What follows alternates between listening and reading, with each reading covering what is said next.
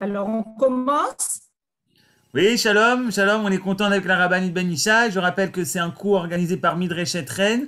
Ce cours est exclusivement pour les femmes. On continue avec la paracha de Shavua avec la rabbinite Tali Ben Ishai. Et vous êtes invités, si vous voulez dédier un cours, dédicacer un cours, à le faire en parlant à Evelyne ou à moi. Voilà, et on est très contents. Shalom à toutes. Boker Tov les Merci. Koulam. Boker Tov. Et bon, alors, on est content de se retrouver. Après, on n'était pas ensemble pendant 2 semaines. J'espère que vous avez passé un bon Hanouka avec beaucoup de lumière. Et après cette fête des Lumières et fête de Hanouka, on va parler de la paracha de Miketz. Et cette fois-ci, on va être inspiré par deux rabbanim. Cette fois-ci, ce n'est pas le Rav Kashtiel, c'est le Rav Eliaou Amar et le Rav Reuven Sasson. On va en fait se rendre compte que dans la paracha de Miketz, on lit cette paracha en général, c'est la paracha qu'on lit pendant la fête de Hanouka. Le Shabbat de Hanouka, et toutes les années, on lit la paracha de Miketz. Et là, on n'a pas lu la paracha de Miketz. C'est très, très, très rare. Je crois qu'on m'a dit que depuis 20 ans, on n'a pas lu la paracha de Miketz à Hanouka. On l'a lu juste après Hanouka. Il y a beaucoup de choses intéressantes cette année. Il y a par exemple cette semaine, Bezrat Hashem, vendredi, on va jeûner. C'est la seule fois dans l'année où on jeûne un jeûne, c'est le jeûne de Dit Tevet. On jeûne le jeûne pendant une journée juste avant le Shabbat. Et donc, on va rentrer dans Shabbat quand on est encore en train de jeûner et on va casser le jeûne quand on va faire le kiddush de Shabbat. Bon, il faut croire qu'on est une année très particulière. Je ne sais pas exactement qu'est-ce que ça explique, qu'est-ce que ça nous donne comme renseignement, mais il faut se dire qu'on est une année particulière. Donc, cette année, la parashat Miketz est donc après la fête de Hanouka. Et en fait, on va essayer de comprendre pourquoi c'est encore lié beaucoup à la fête de Hanouka, puisque la fête de Hanouka, on allume les mérotes pour chasser beaucoup d'obscurité. Pendant la fête de Hanouka, on est dans la période de l'année où il y a le plus d'obscurité. C'est le plein hiver. Les journées sont courtes, les nuits sont longues. Les nuits, c'est l'obscurité et ça nous explique beaucoup de choses quand on parle de nuit. Ça nous fait prendre conscience qu'il y a des périodes dans la vie où il y a beaucoup d'obscurité. Et qu'est-ce qu'on fait? La première des choses, c'est Hanouka. On allume de la lumière. Une toute petite lumière peut chasser énormément d'obscurité. Et en fait, dans la paracha de Miketz, on nous dit comment on arrive à surmonter les tsarot, les difficultés. On voit que pendant plusieurs parachiotes, le nom de Dieu, c'est-à-dire Yud-Ke Vav-Ke, qui représente la Midat Arachamim, c'est-à-dire la Mida de miséricorde, de bonté divine, n'apparaît pas. On voit que depuis la paracha Vayeshev, la fin de la paracha Vayeshev, c'est-à-dire que la semaine dernière, jusqu'à la paracha Vayechi, c'est-à-dire c'est le moment où Yaakov va bénir ses fils, et c'est une fois où il va bénir son fils Dan, il va apparaître à nouveau le mot de Dieu de Yud-Ke Vav-Ke va apparaître. Leishuatra qui viti Hashem, c'est-à-dire Yud-Ke Vav-Ke. Et on voit que pendant toutes ces parachiotes, le nom de Dieu qui apparaît, c'est le nom Elohim. Elohim, c'est la Midat Adin. On a dit que Yud-Ke Vav-Ke, c'est la Midat Arachamim, et la Midat Adin, c'est Elohim. Et quand on parle de Midat Adin, c'est une Midat qui est dure. C'est-à-dire qu'il y a des moments où on sent qu'il n'y a pas de Midat Arachamim. c'est-à-dire qu'on sent qu'il y a une grande obscurité. Et qu'est-ce qu'on fait pour sortir de cette midat Arat-Ramim, pour sortir de cette mida qui est dure et on ne voit pas de lumière, on ne voit pas de miséricorde. La miséricorde est toujours présente, et on ne la voit pas. Et pendant cette période, on va nous expliquer dans la parashat Miketz comment on sort de la midat Adin, c'est-à-dire comment on arrive à surmonter la midat Adin et comment finalement on arrive à surmonter l'obscurité qui peut nous entourer.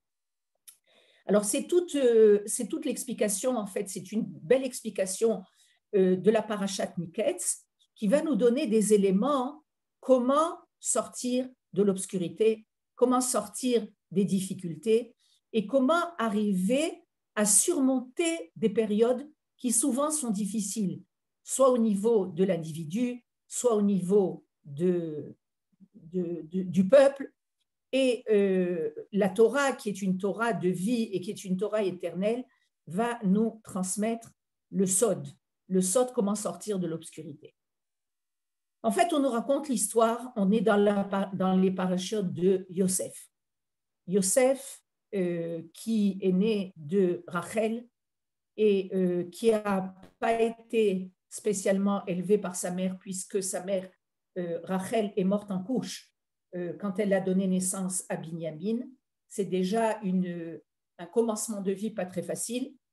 Yosef n'a pas de mère. Bon, il a une autre mère qui va être la servante de Rachel, qui va s'occuper de lui, mais il n'a pas de mère. Et Yosef va grandir. Son père va énormément l'entourer du fait qu'il est orphelin de mère. Il va le protéger, il va l'entourer et il va faire en sorte qu'il soit près de lui pour lui donner des forces. Et Yosef a des rêves, et il a des rêves de grandeur. Et il voit des épis de blé qui vont se prosterner devant son épi de blé. Il voit des rêves qui sont très spéciaux et qui vont montrer combien il est important, il est grand. Et en fait, des fois, je me dis que Akadosh Baruch Hu lui a donné en fait ces rêves-là, peut-être pour lui donner la force de supporter tout ce qu'il va supporter pendant sa vie. Parce qu'on sait qu'à l'âge de 17 ans, Yosef a été vendu par ses frères.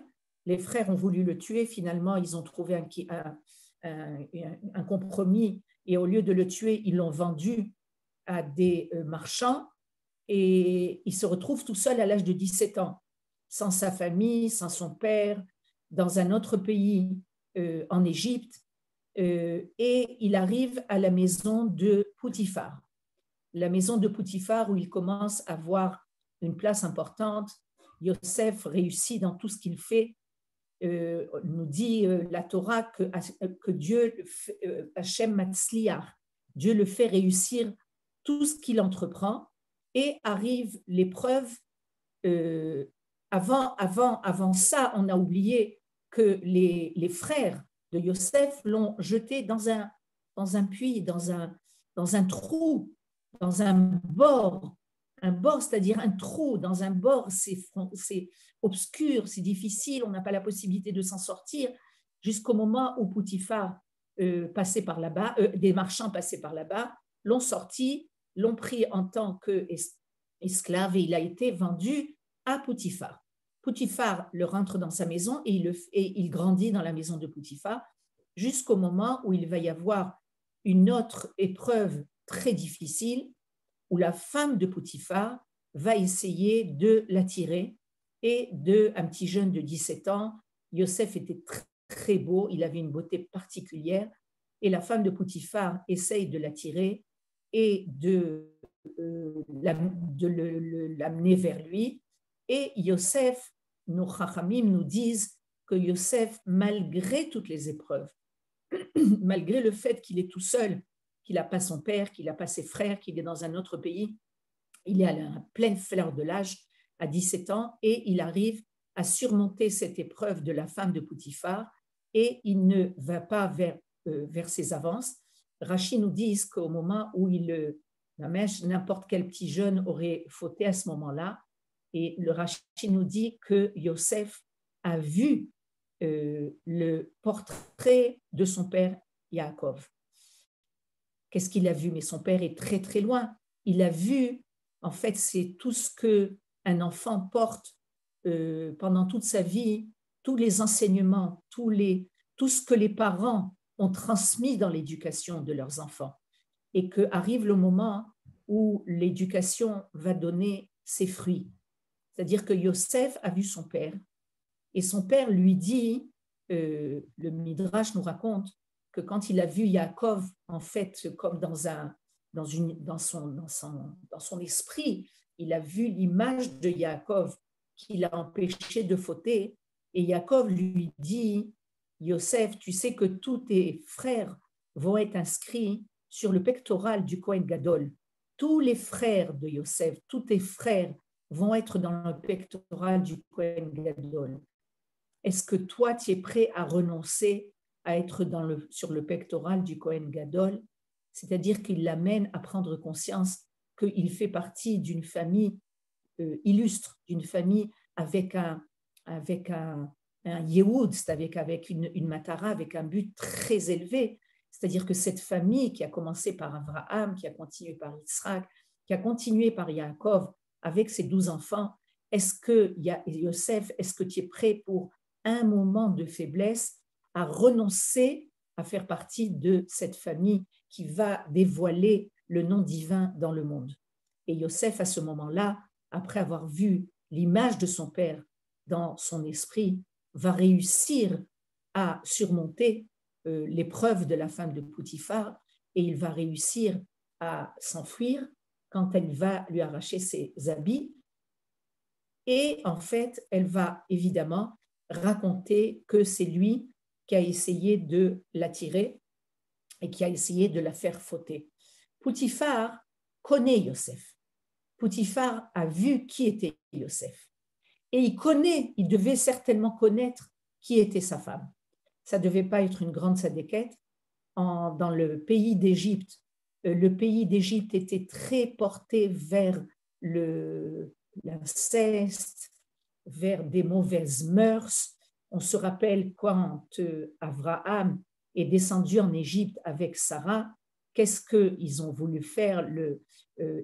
Avimelech a pris Sarah et il a voulu la prendre pour lui. Et ça fait partie des mœurs du pays d'Égypte.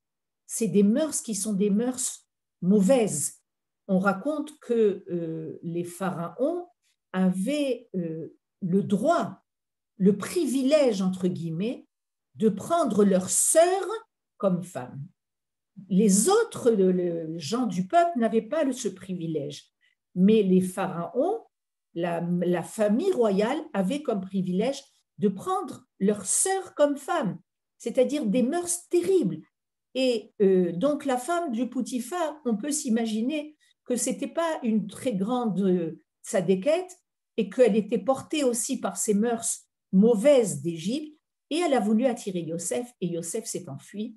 Potiphar a compris qu'est-ce qui s'était passé.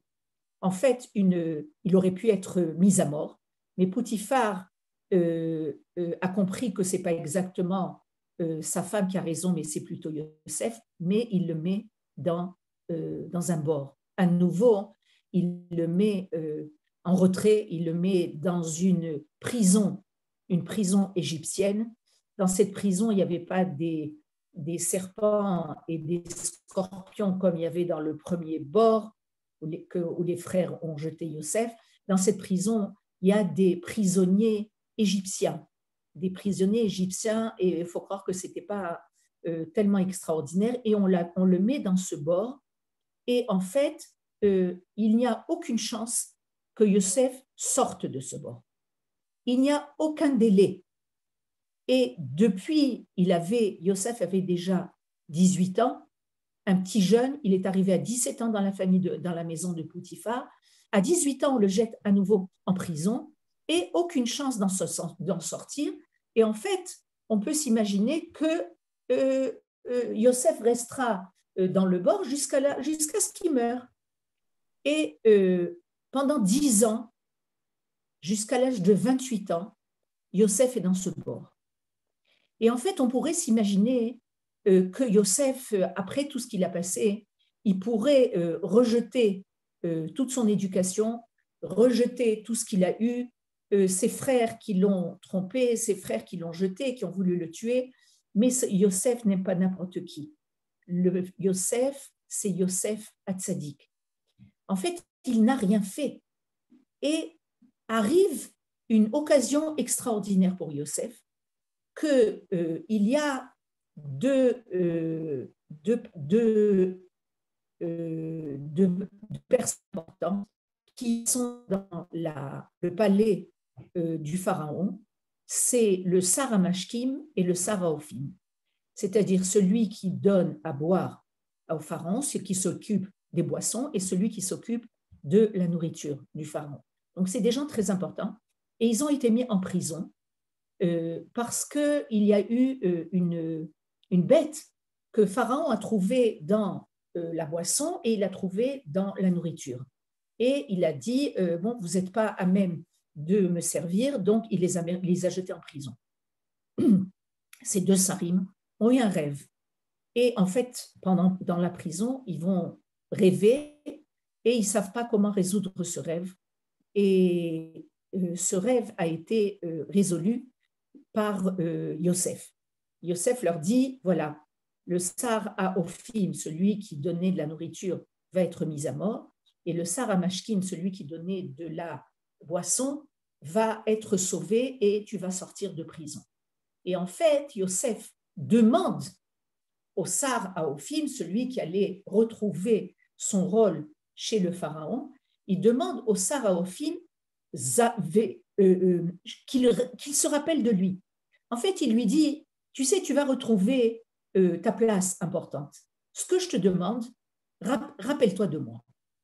Et nos sages nous disent que de par cette parole, que Yosef a demandé que le Sar HaMashkim, celui qui s'occupe des boissons, se rappelle de Yosef et essaye d'intervenir devant Akadosh Baruch Hu, devant le pharaon. Yosef a eu comme punition de rester encore 2 ans en prison. Et on pourrait se dire, qu'est-ce qu'il a fait de mal?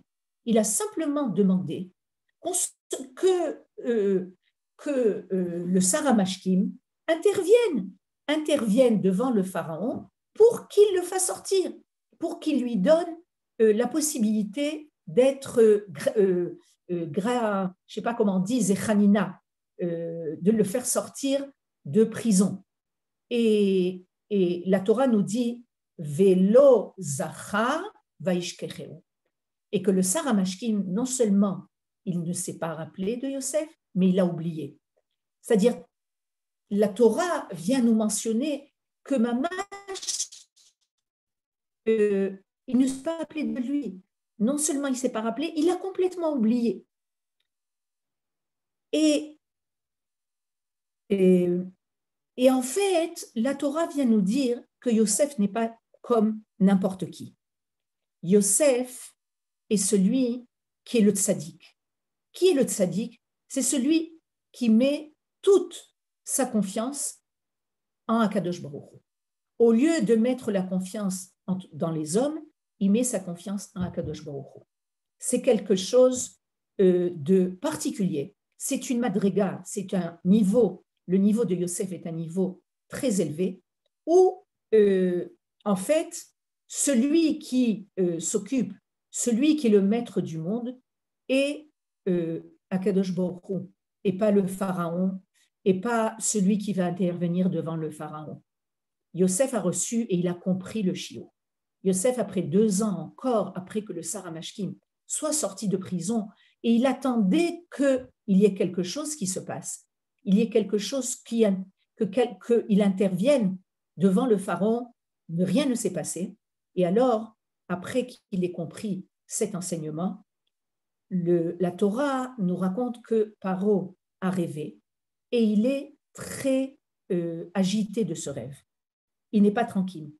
Il a rêvé 2 rêves un rêve qui est 7 vaches grosses, grasses, qui vont manger 7 vaches toutes maigres et toutes malingres, et les vaches grosses ne vont pas grossir.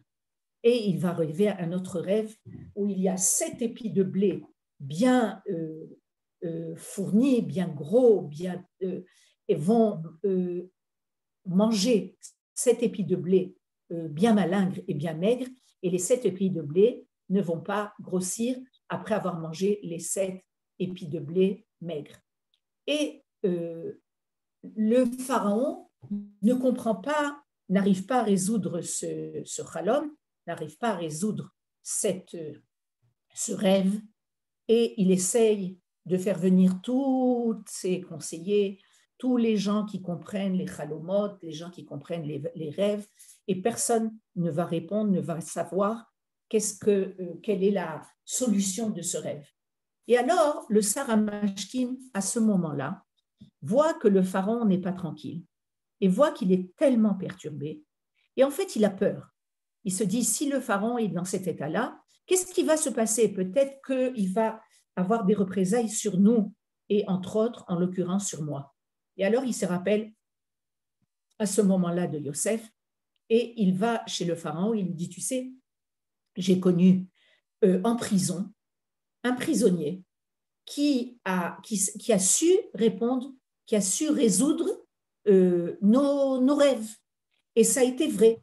Et il a raconté que le Sar HaMashkim, lui, celui qui versait le vin, a été gratifié, et l'autre a été tué, et c'était ce que, en fait, Yosef avait transmis dans son rêve. Le pharaon demande qu'on lui fasse venir ce prisonnier qui s'appelle Yosef. Et alors, en un moment, très rapidement, la Torah vient nous raconter qu'on lui a coupé les cheveux, qu'on l'a rasé, qu'on lui a changé de bgadim, qu'on lui a changé de vêtements. Et de Yosef, le prisonnier, qui est en prison déjà depuis 12 ans. Imaginez-vous un jeune depuis l'âge de 18 ans jusqu'à l'âge de 30 ans, il est en prison et il ne voit pas la lumière. Et d'un coup, non seulement il voit la lumière, mais il voit le pharaon, c'est-à-dire le maître, le chef du pays, le chef de l'Égypte. Et l'Égypte, à l'époque, c'était la puissance mondiale. C'est-à-dire que de la prison, il va se retrouver devant le chef du monde entier. Et on pourrait s'imaginer que quelqu'un qui sort d'une obscurité totale, dès qu'on le met à la lumière, qu'est-ce qui va se passer? Il va être ébloui. La plupart du temps, c'est comme ça. N'importe quelle personne qu'on fait passer de l'obscurité à la lumière va être ébloui pendant un bon moment. Mais ce n'est pas chez Yosef. Yosef ne perd pas ses moyens. Il se retrouve devant le pharaon et il a compris l'enseignement que Akadosh Baruch Hu a voulu lui transmettre. Qu'en fait, le maître du monde, le maître de sa vie, ce n'est pas le pharaon. Le maître de sa vie, le maître du monde, c'est Akadosh Baruch Hu. Et quand le pharaon va lui dire, tu sais, j'ai rêvé, j'ai eu un rêve et je ne sais pas comment le résoudre, Yosef va lui répondre une réponse extraordinaire qui va devenir un leitmotiv pour nous tous et pour arriver à surmonter toutes les difficultés qu'on peut avoir, tous les moments d'obscurité qu'on peut avoir. Alors il lui dit comme ça, le passouk nous dit « Bil Adai Elokim Yane et Shlom Paro ». Qu'est-ce que ça veut dire?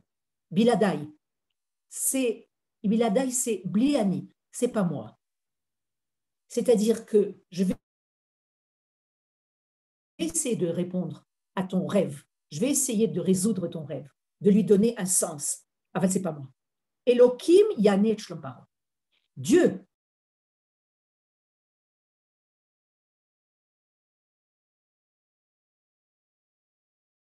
apparaître le nom divin et il lui dit, c'est pas moi, c'est Dieu qui va répondre qui va faire en sorte que tu aies du shalom. Et Yosef vient transmettre un enseignement extraordinaire. C'est-à-dire que toute sa vie est entre les mains du Pharaon. Il a donné, je m'excuse que le son disparaît, parce qu'on m'a téléphoné là et j'ai essayé de ne pas répondre, mais j'ai eu, si ça reprend, c'est parce que quelqu'un me téléphone. Et là, on nous donne, Akadosh Baruch Hu, par l'intermédiaire de Yosef, nous transmet un enseignement extraordinaire, qu'en fait, le maître du monde, Yosef a compris et il nous enseigne, et il enseigne au Pharaon. Pharaon est celui qui a transmis de façon constante que le maître du monde, c'est lui. Le Pharaon montrait au monde entier, à ses serviteurs, aux Égyptiens, il n'était pratiquement pas un homme. Il faisait ses besoins, je m'excuse de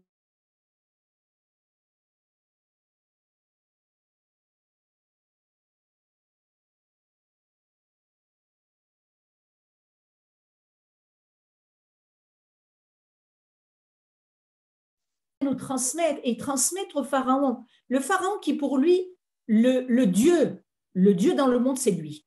C'est le Dieu du monde, c'est le Pharaon. Et là, Yosef vient lui dire, Biladai, c'est pas moi, celui qui va répondre et qui va résoudre ton rêve, c'est pas moi, c'est Dieu qui va te transmettre la solution de ton rêve. C'est-à-dire que Yosef, malgré le fait que toute sa vie dépend maintenant du Pharaon, le Pharaon peut le sortir de prison, peut le rentrer en prison à nouveau. Et à nouveau, il peut rester en prison jusqu'à la fin de sa vie. Imaginez-vous, c'est-à-dire quelque chose de tellement terrible pour Yosef.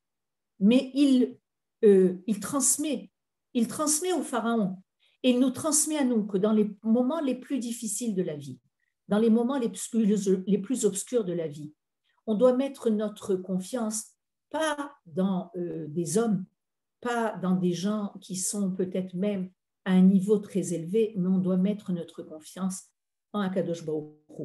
Biladai, c'est pas moi. Elohim Yane et Shlom Paro. C'est Dieu qui va donner la réponse au Pharaon.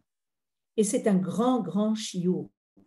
Que Akadosh Baruch Hu, c'est lui qui est dans la Tmouna, c'est lui qui est qui est le plus grand acteur de notre vie. On ne doit pas faire confiance à l'homme, on doit faire confiance seulement à Akadosh Baruch Hu. Et alors, Yosef va entendre le rêve du Pharaon et il va lui transmettre la solution de ce rêve. Le rêve, évidemment, on connaît la solution, il va lui dire, il va y avoir 7 années d'abondance et 7 années de famine, et il faut que pendant les 7 années d'abondance, il faut que tu ramasses, il faut que tu mettes de côté de la nourriture pour les 7 années à venir. Maintenant, pour ça, il faut qu'il y ait un homme qui soit à même de faire ce travail-là. Et Paro, à ce moment-là, va dire un pasouk, va dire une phrase qu'il va dire comme ça, il va dire, regarde, il va dire, où est-ce que je vais trouver, ah voilà, va yomer Paro le avadav, et Paro va dire à ses serviteurs, Animtsa ish asher ruach elokim bekirbo. Est-ce qu'il y a un homme où il va y avoir l'esprit divin en lui?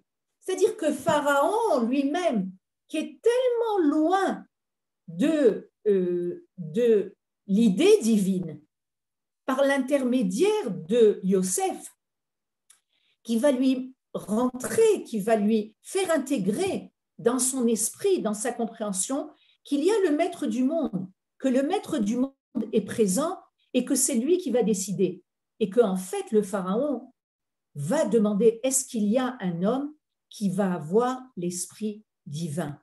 C'est-à-dire qu'il comprend qu'il y a une intervention divine. C'est-à-dire par le fait que Yosef a transmis au pharaon que Dieu est présent, que c'est lui qui règle le monde, que c'est lui qui dirige le monde, que c'est lui qui va donner la solution au problème. Le pharaon a compris et il va lui-même transmettre qu'il a besoin d'un homme pareil. Et alors, il faut trouver un homme qui a la possibilité de, pendant 7 ans, de mettre de côté de la nourriture, de mettre, imaginez-vous, c'est un pays d'Égypte où il fait chaud. Il y a des milliers d'années, plus de 3000 ans. Il n'y a pas de frigidaire, il n'y a pas d'endroit où on peut ramasser, mettre dans des marsanines, dans des hangars de la nourriture. Comment on fait pour garder de la nourriture pendant 7 ans et qu'elle ne devienne pas véreuse, qu'elle ne s'abîme pas et qu'elle puisse suffire encore pour 7 ans? Et alors, le pharaon comprend qu'il a devant lui un homme, qu'il a devant lui cet homme qui est en fait sorti de prison, mais qui a des qualités particulières. Et il va lui demander d'être celui qui va s'occuper de renflouer tous les hangars de nourriture, d'approvisionnement. Et en fait, tous les conseillers, tous ceux qui ont essayé de donner les solutions aux rêves du pharaon ont ri de Yosef, n'ont pas cru en Yosef. Premièrement, c'est un petit jeune, il a 30 ans. Deuxièmement, c'est un prisonnier. Il sort de prison. Qu'est-ce qui peut valoir ce petit homme, ce petit jeune homme-là? Pas grand-chose. Et en fait, on vient nous dire, nos chachamim nous disent qu'il y a 4 périodes, 4 fois dans l'année où le monde est jugé. Et on peut imaginer que même le pharaon savait qu'il y avait 4 fois dans l'année où le monde est jugé. C'est quoi ces 4 fois dans l'année? La première fois dans l'année où le monde est jugé, c'est à Rosh Hashanah. À Rosh Hashanah, il y a 2 jugements, le jugement qui va vivre et qui va mourir. Le deuxième moment dans l'année, c'est à Sukkot. À Sukkot, il y a le jugement combien d'eau on va avoir. D'ailleurs, à Sukkot, il y avait à l'époque du Beth Amikdash ce qu'on appelle le Nissur Hamaim, c'est-à-dire qu'on versait de l'eau dans le Mizbeach, c'est-à-dire dans l'autel.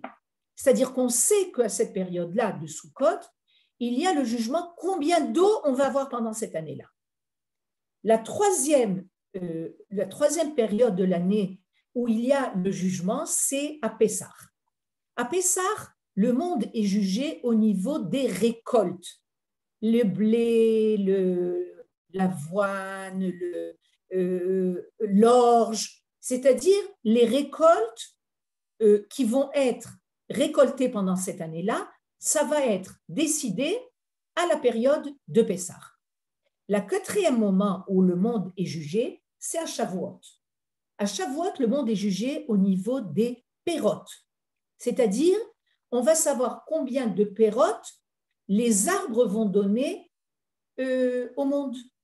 Est-ce que les arbres vont donner de bons pérotes? Chaque fruit, s'il vient à notre table, c'est qu'en fait, il y a eu ce jugement, il y a eu le dîme que ce fruit-là devait venir jusqu'à notre table.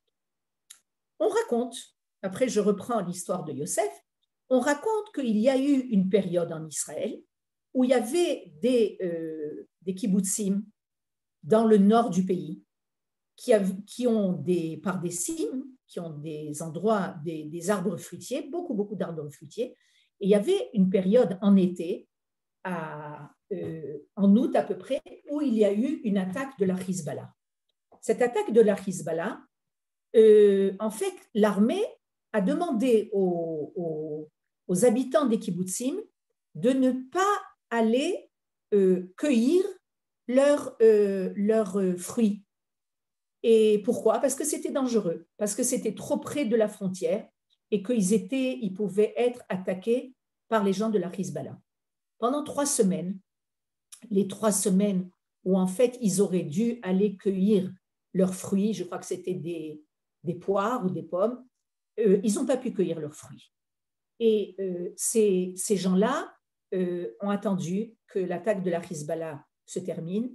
Et après les 3 semaines où on leur a permis de retourner cueillir leurs fruits, ben les fruits étaient déjà tombés de l'arbre et qu'en fait, ils ont eu une perte énorme. Et on nous dit en fait que le din, c'est-à-dire que quand est-ce que ça a été jugé? Quand est-ce qu'il y a eu le din? Comme à Rosh Hashanah, il y a le din pour les êtres humains, où est-ce qu'on va vivre ou est-ce qu'on va vivre, et que Bezrat Hashem, que tout le monde vive jusqu'à 120 ans, et ben pour les fruits, ben ça a été jugé à Shavuot. C'est-à-dire qu'à Shavuot, il y a eu déjà le jugement que ces mêmes fruits des kibbutzim-là n'allaient pas être cueillis à temps. Et en fait, pour revenir au chalom du pharaon, tous les Égyptiens qui ont essayé de donner des réponses au rêve du pharaon, ils ont dit, premièrement, il faut savoir que le rêve du pharaon, il a rêvé à Rosh Hashanah. Nos sages nous disent que ce rêve, c'était à Rosh Hashanah. Il a rêvé à Rosh Hashanah. Et qu'en fait, quand on rêve un rêve, c'est très important de savoir quand est-ce qu'on l'a rêvé. Ça a une importance. Et alors, quand ils ont entendu la réponse de Yosef à ce rêve, et la réponse de Yosef à ce rêve, la solution du rêve de Pharaon par Yosef, c'était à propos des récoltes. Et alors, les conseillers de Pharaon, ils ont commencé à rire. Ils ont dit, non, de quoi tu parles? Les récoltes, ce n'est pas cette période-là qu'on rêve. À Rosh Hashanah, on rêve de la vie et de la mort. C'est pour ça que leur solution des rêves, la solution des conseillers, c'était tu vas avoir 7 enfants et après les 7 enfants vont mourir, ou bien tu vas conquérir des pays et après ces pays, tu vas perdre dans la conquête. Eux, leur compréhension de ces rêves, c'était à propos de la vie et de la mort. Et Yosef, il a parlé de récolte. Les récoltes, ce n'est pas à ce moment-là. Le monde n'est pas jugé à Rosh Hashanah. Mais ce qu'ils n'ont pas fait attention, c'est qu'en fait, Yosef, il vient transmettre au pharaon la réponse de ce rêve.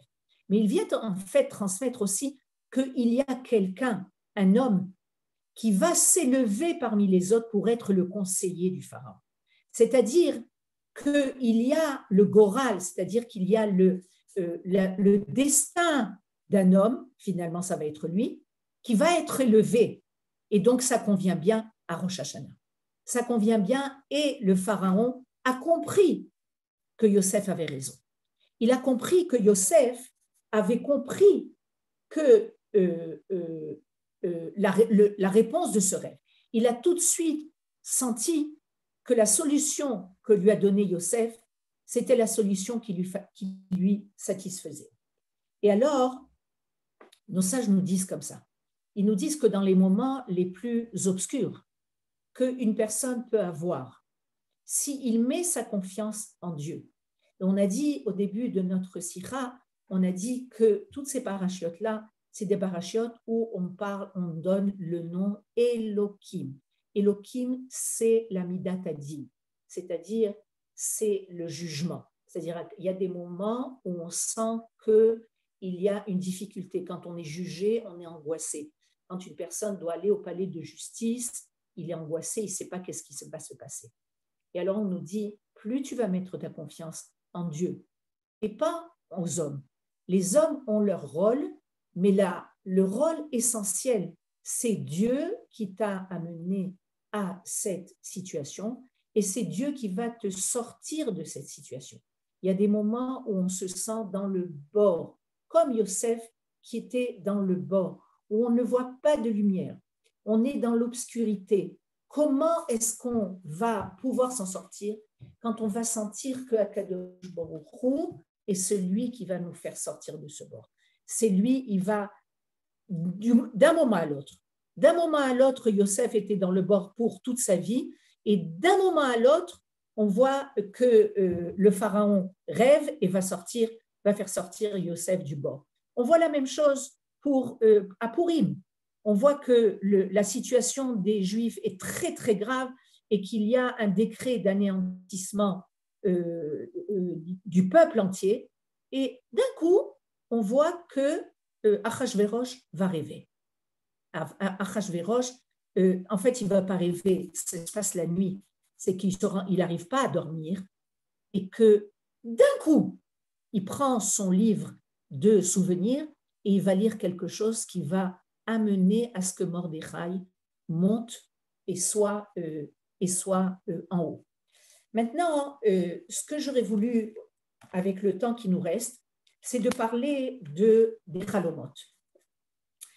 En fait, on voit que toutes les parachiotes qu'on a lues, premièrement, la paracha, il y a eu la paracha de Vayeshev, la paracha de la semaine dernière, où on parle des rêves de Yosef. On parle de la paracha de cette semaine, où il y a le rêve de Pharaon.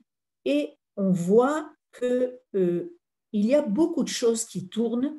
On nous raconte beaucoup de fois, beaucoup de personnages très importants dans l'histoire de notre peuple, qui rêvent. Il y a les rêves de Yaakov. Yaakov, quand il sort de la maison de ses parents et qui s'enfuit de Esav, il va se retrouver dans un endroit qui s'appelle Bethel et il va dormir, il va rêver d'une échelle où il y a des anges qui montent et qui descendent. Il va rêver, il y a plusieurs fois, Yaakov va avoir des rêves et on voit que Yosef aussi a des rêves. Et on va se demander comment comprendre le rêve dans notre vie, puisqu'on nous parle tellement des rêves et que même le pharaon est le maître du monde, le maître d'Égypte et donc le maître du monde, va être guidé par ses rêves. Il faut croire quand même que les rêves, ils ont quand même une importance dans la vie. Et Yosef, il est appelé par ses frères Baal HaChalomot. Qu'est-ce que ça veut dire Baal HaChalomot? Ils ont appelé Baal HaChalomot, en français on pourrait dire, c'est un rêveur. Un rêveur. Ce n'est pas quelque chose de tellement positif quand on dit « oh, celui-là, c'est un rêveur ». Il n'est pas véritablement dans la réalité. Il vit dans un rêve. Il n'a pas les pieds sur terre. Et en fait, une des raisons pour lesquelles Yosef a été vendu par ses frères, c'était parce que Yosef, il a eu des rêves. Et ces rêves-là, il les a racontés à ses frères. Et les frères ont dit, quoi, tu te prends pour quelqu'un de tellement important, tu crois que tu vas être au-dessus de nous?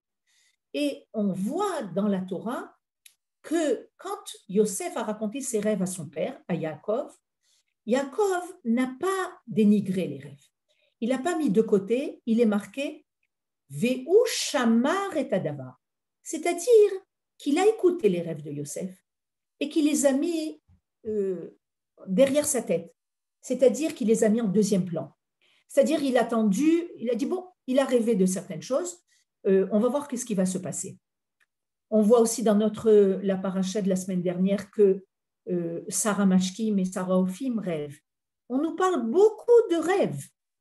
Qu'est-ce qu'il y a comme importance aux rêves? Premièrement, le Zohar nous dit Shemi shecholem chalom tov, celui qui rêve et qui a un beau rêve, il faut qu'il se rappelle de ce rêve. Pourquoi?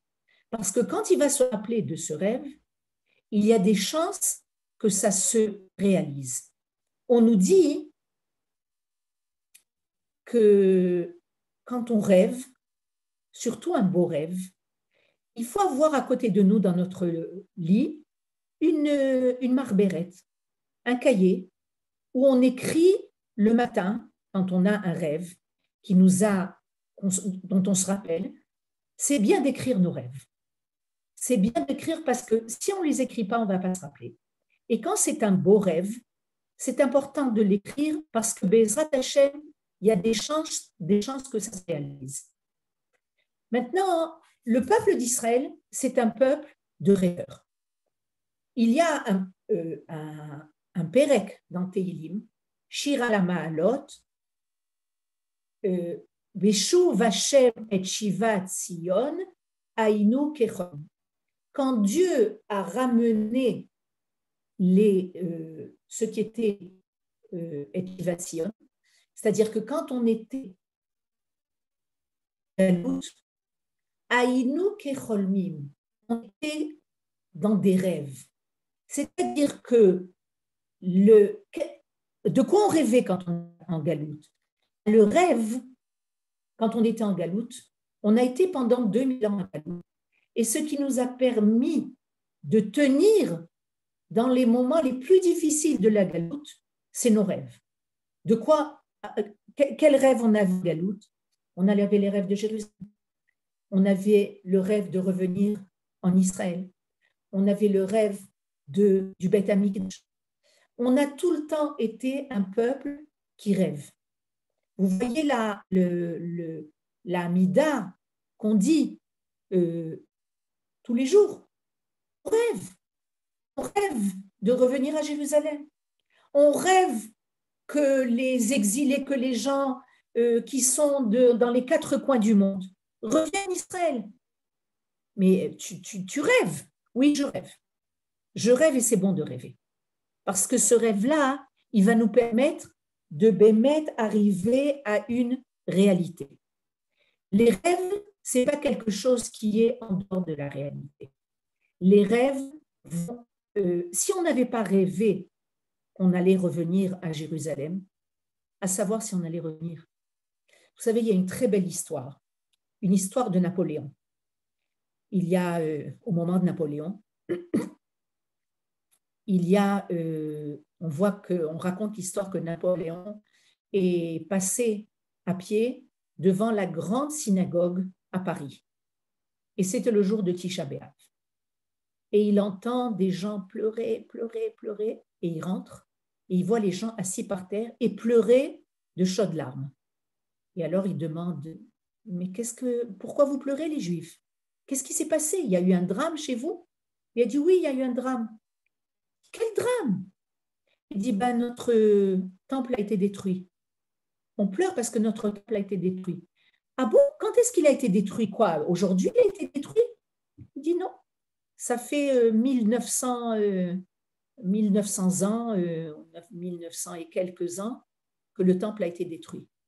Alors il dit, quoi? Votre temple a été détruit depuis tellement d'années et vous continuez à pleurer? Il dit oui, parce qu'on rêve de retourner à notre temple. Et tant qu'on n'est pas retourné à notre temple, on souffre. Et alors Napoléon de répondre, si vous êtes capable de pleurer sur quelque chose qui est tellement loin et vous pleurez à chaudes larmes jusqu'à présent sur votre temple qui a été détruit, vous pouvez être sûr que votre temple va être reconstruit. Parce qu'en fait, quand on rêve de quelque chose, quand on pense à quelque chose, on veut que ça se réalise, ça va se réaliser. Le peuple d'Israël a été toujours guidé par une idée qui est une idée idéale. C'est vrai qu'on est dans un monde où l'idéal n'est pas encore présent, mais on va vers l'idéal. L'idéal est plus palpable.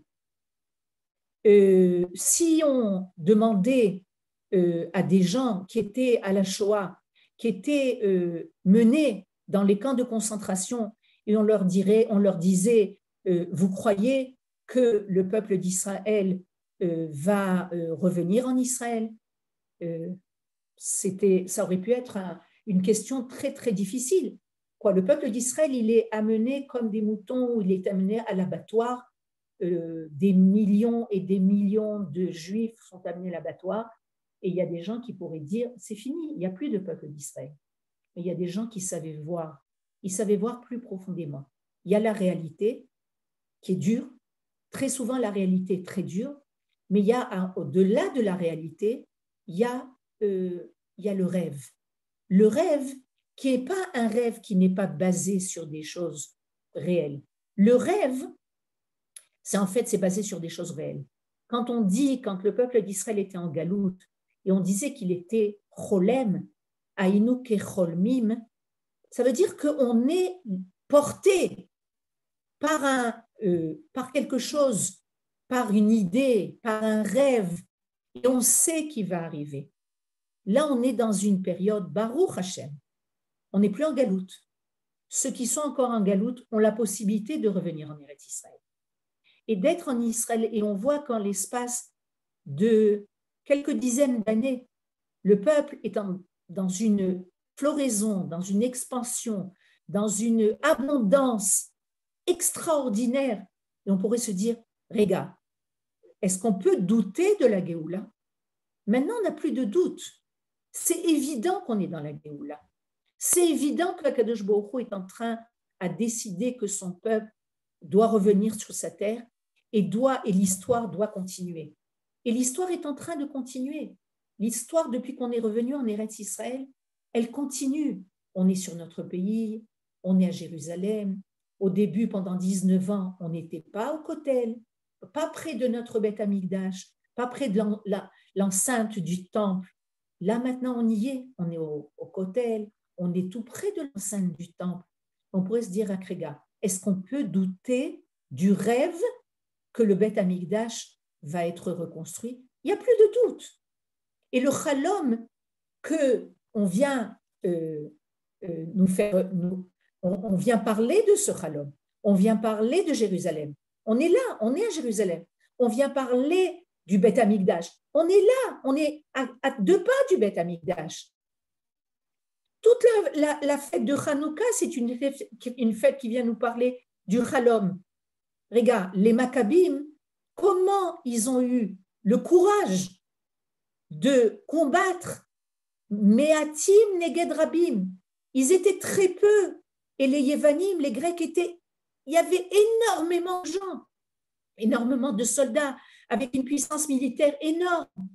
Et bien les Kohanim ont été portés par le rêve, portés par la névoie. La névoie, c'est la prophétie. La prophétie qui vient te dire, Nachon, la réalité, elle n'est pas facile. Aval, moi je te dis, j'ai un œil particulier pour voir qu'est-ce qui va se passer dans le futur.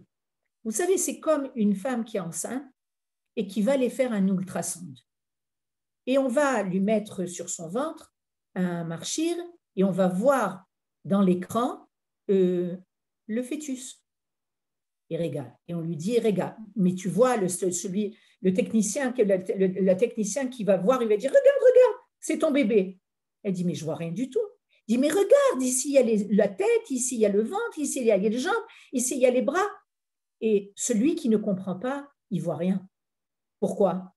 Parce qu'il n'est pas, il est pas dans le domaine. Le technicien de l'ultrasonde, lui qui est dans le domaine, il sait exactement voir. C'est comme le Navi. Le Navi, il voit des choses que nous, on ne voit pas.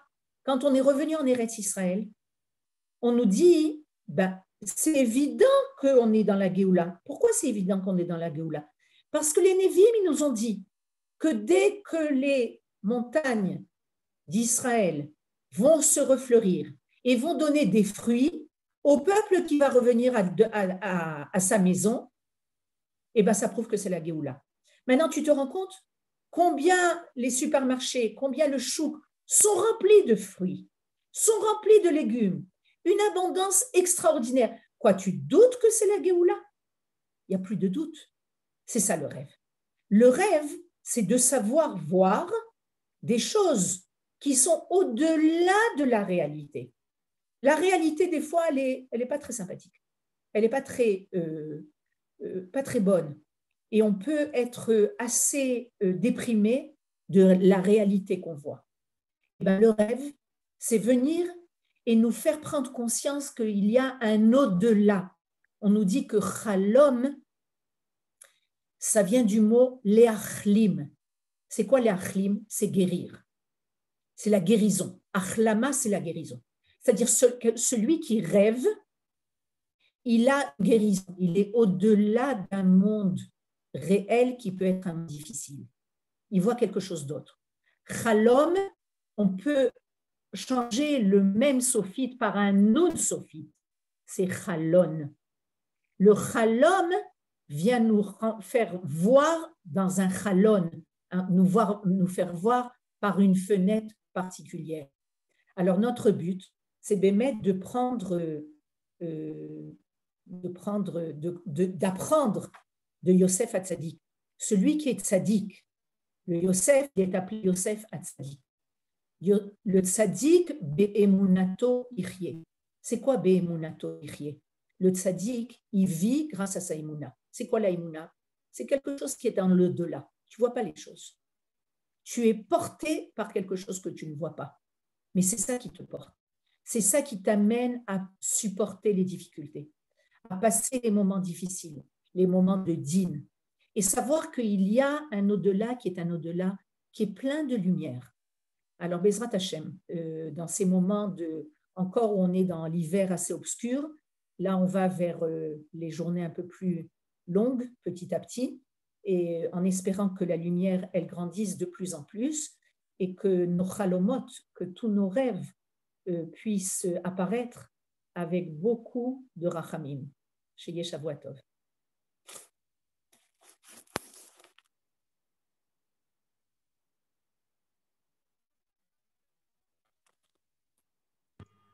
Merci beaucoup. Merci pour ce merveilleux. Merci pour le merveilleux cours. Merci. La voix